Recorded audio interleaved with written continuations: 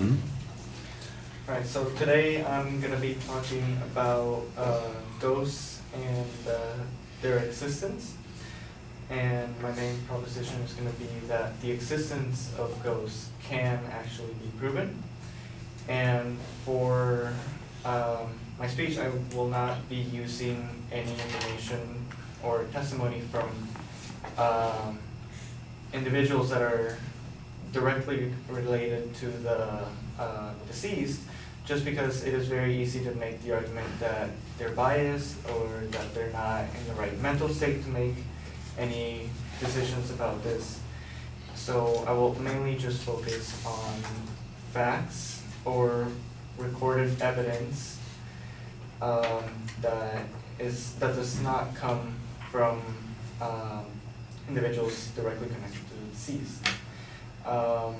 My first secondary claim is relies on psychic mediums and how they are able to accurately relay information about the deceased or about the nature of the deceased without any previous knowledge for them.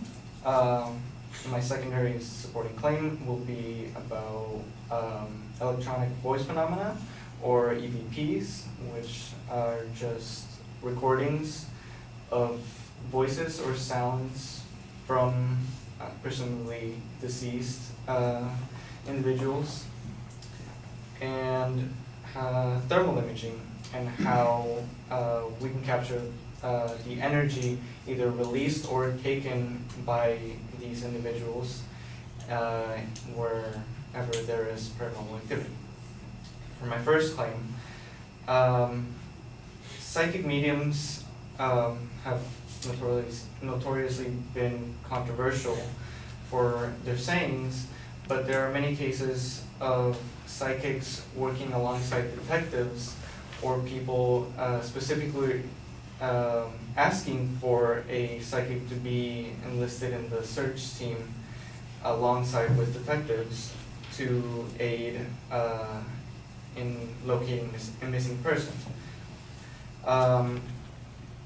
One popular case was that of Noreen Reiner, who assisted in locating a 76-year-old man in Florida, where she currently works as a psychic detective, and she was able to do this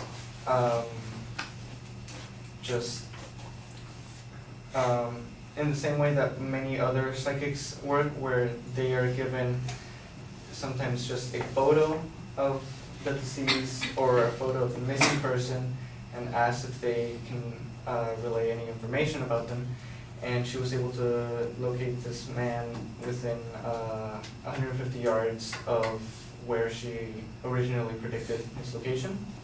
And another case is that of Annette Martin, who successfully was able to locate a missing person by a detective asking her on a map to locate where she believed that the body was, and after circling a spot on the map and predicting that the search dogs would be able to find this person, sure enough, the search team headed out to the location that she pointed at, and were able to find the body of the body of the missing man, right where she predicted. Another piece of information that can be maybe taken with a grain of salt is there are many shows that have been made about these relationships between detectives and mediums working together. One of them is called Dead Files, and it has a detective, or retired NYPD homicide detective, Steve Deshavi, along with Amy Allen, a psychic medium, and the show portrays the relationship of how they work together. And in the show, Amy Allen works by conducting her own research independently from the detective, and just the detective does not speak to Amy Allen, or Amy Allen speaks to the detective throughout the whole show until the very end, where they usually come close in their findings. The second piece of information is electronic voice phenomena, where usually these recordings are able to show or capture actually the voices or just sounds coming from these presumably deceased people. And the reason that they are able to support the existence of ghosts is that they're usually captured with they're recorded alongside with a camera, so that we can see that the location is empty and there's no other disturbances. And in an EVP recorded by the Central New York ghost hunters in upstate New York, they captured a fight or a struggle in the building where a woman is telling someone to, quote, get off of her, unquote. Although they're often disregarded as unclear, these EVPs usually produce a rather unexplained sound that is very clearly not human-made or caused by the environment.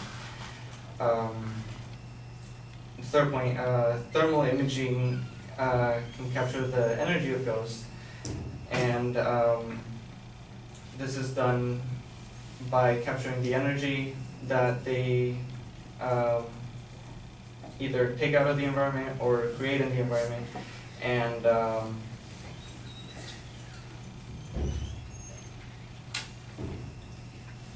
the images show that that there's nothing in the environment that can actually cause these abnormalities.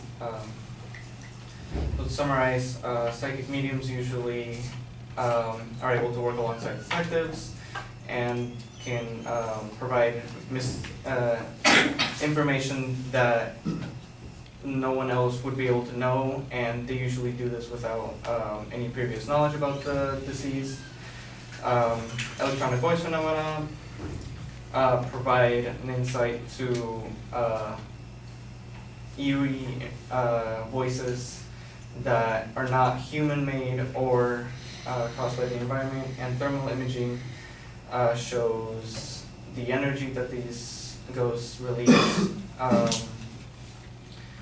without any influence from machines, power outlets, or the environment that's around. Thank you.